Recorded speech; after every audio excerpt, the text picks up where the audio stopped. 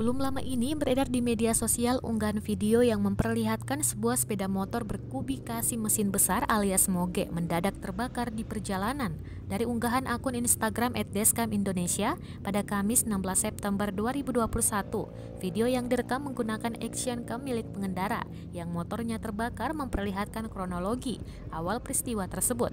Awalnya, sepeda motor tersebut nampak mengalami masalah mesin. Saat pengendara mencoba menstarter kembali motornya, api mendadak muncul dari bawah pengendara.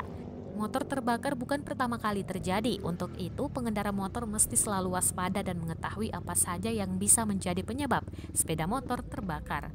Ketika dihubungi Kompas.com beberapa waktu lalu, Ribut Wahyudi, kepala bengkel Honda Bintang Motor Siren, menjelaskan kemungkinan motor terbakar disebabkan rembesan bensin pada tutup busi.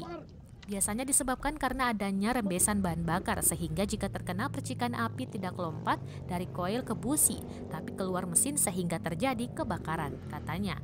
Ia turut menambahkan bahwa rembesan bensin bisa terjadi karena sejumlah hal, tidak hanya karena proses pengisian bahan bakar yang selalu penuh hingga luber.